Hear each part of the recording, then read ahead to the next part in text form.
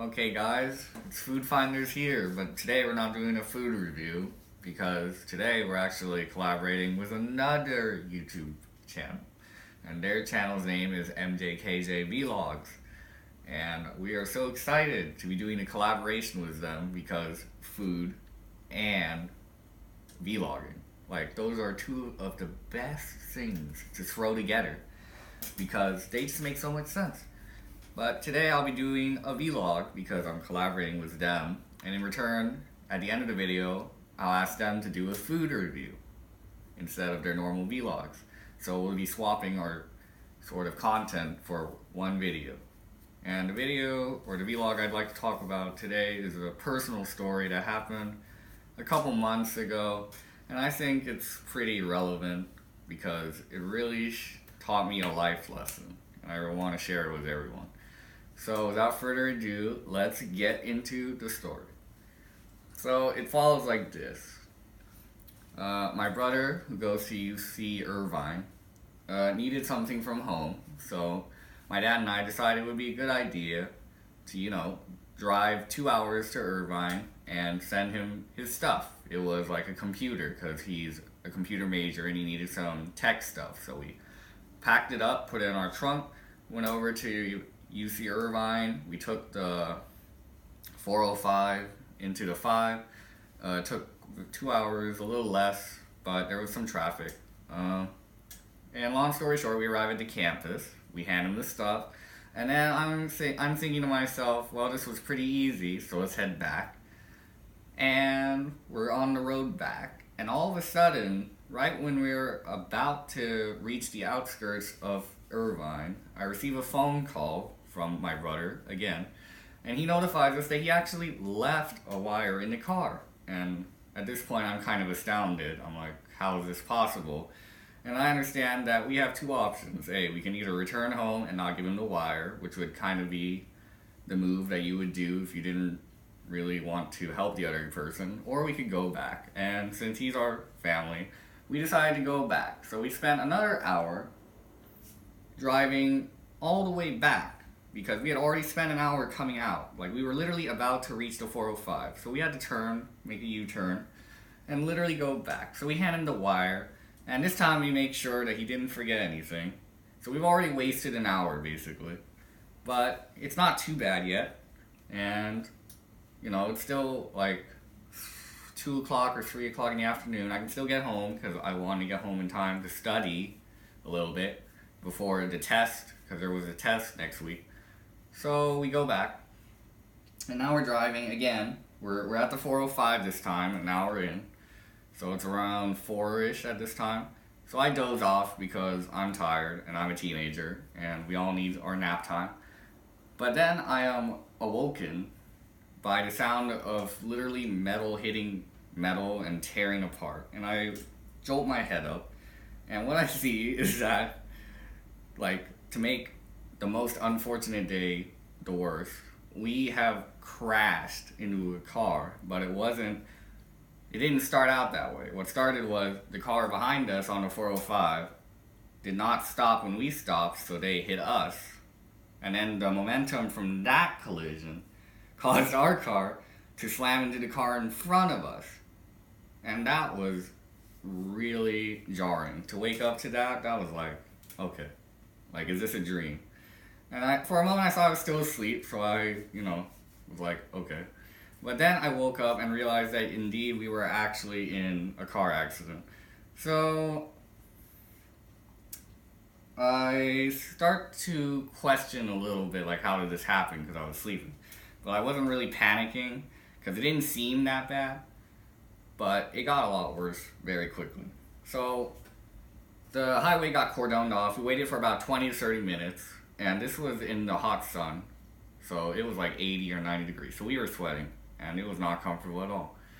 And the police arrived, and they wanted to move us off the highway so that the highway traffic could continue flowing. So the other two cars are still working, and so they can just drive themselves off onto the left because there's an off-ramp there. And that's where the police want us to go. But when my dad tried to start the car, oh boy, the car was shot. The engine was completely shot and we could not do it.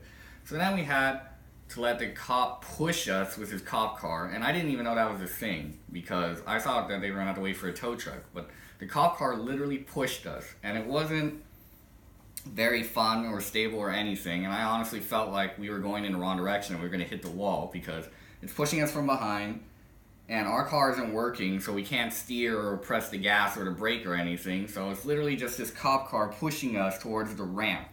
And our car literally had no control, and if the cop even like misstepped a little bit, we would have smashed into a wall, and that would have been like the worst. But somehow we did not, so we waited there for another 30 minutes at the off-ramp. The cops took our info and everything, and we told them what happened. And long story short, that took about another hour and a half, so we're now at around 4 or 5 o'clock. And at this point, I'm still a little bit adrenaline rushed, so it didn't feel very good. But at this point, I'm realizing that everything should be okay now, and like we should be fine. We just need to get a tow truck and then go home. So we wait for the tow truck. That takes another 30 minutes because it's the 405. You can't get a tow truck easily. So the tow truck arrives and hooks up to our car. We take a couple minutes to do that, and then this is where the funny thing happens. So when we're riding in our tow truck, we decide to tow the car all the way back to our house, and we're in like the 405, pretty deep in, so that would take at least an hour. It's 2 hours with a truck probably. And it's funny because this tow truck suddenly starts like making weird noises and the gas is not working or something. And the tow driver is really not pleased and he's like making these faces. So we ask him what's wrong, and then he said that his truck is really old and that's probably going to break down at some point. So then at this point, we're like the most unluckiest people in the world because first of all, we wasted an hour going back to get a wire for my brother, and then we got hit by a car of all things, and now our car doesn't work, so that took another 2 hours, and now we're being towed by a tow truck that is literally about to collapse on us. And we're like, okay, this cannot be happening, right? Like so many bad things to happen in one day. So the tow truck does indeed collapse, literally near the Getty Center, which is like the busiest part of the 405. They send another tow truck, but the place they sent it from is literally an hour away, so that takes an hour. But since it's a tow truck, which is even slower, it takes an hour and 30 minutes. So we're literally stranded there without dinner in a hot 80-degree truck with no AC for about 2 hours. And not to mention our car is like completely trashed and everything. So it was not the best day. Another tow truck arrives, and then that tow truck informs us that originally we were only going to pay them $100 for the tow truck, but the new tow truck charges double the amount, so it's like $200. So like that's even worse. So like not only did we wait extra time, we now have to pay extra money, and we probably have to pay money to repair the car. So that was even worse, and all these bad things were happening. But throughout it all, I realized that like there's no point in like giving into emotions. Like I could break down and cry, or I could get mad at everyone, but there's no point because honestly, it's just bad things that happen every day in life, and they can happen to anyone. And it's not my fault that they all happen to happen on that day to me and my dad. But I couldn't blame anyone really, except, well, maybe I could blame certain parts, like the driver who hit us. But at the end of the day, it's not worth like getting upset about it or emotional. It's just accepting what you have or what life has given you and trying to move on, which is what we did. So we get home and it's like 8 or 9, and the tow truck charges us double, and we can't do anything about that. And my dad kind of wants to argue with them and lower the price, but I realize that it's way too late, and the tow truck driver isn't going to lower the price, and there's no point. So I tell him to like, just accept the price. So we accept it and we go home. And then we go home and we actually thank ourselves that we didn't die or anything, because you could definitely die in a 405 highway accident. That happens to a lot of people actually. And we thank our stars that even despite the tow truck like breaking down and everything, that we still got home in one piece and we were still relatively safe. We only suffered minor injuries. And despite our car getting completely totaled, we knew that we could just get another one later. So all these bad things happened, but in the end we learned that what really matters is your life, your safety, and then nothing else really matters. Like, that really put it into perspective for me.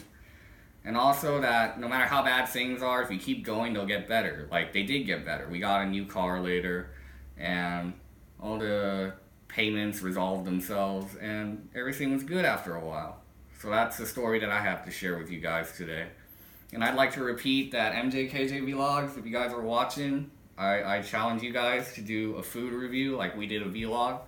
So that will be happening hopefully soon. And stay updated with our social media, Twitter, Instagram, and our other accounts like Facebook. And that's it. So stay fresh, guys. New videos coming out soon.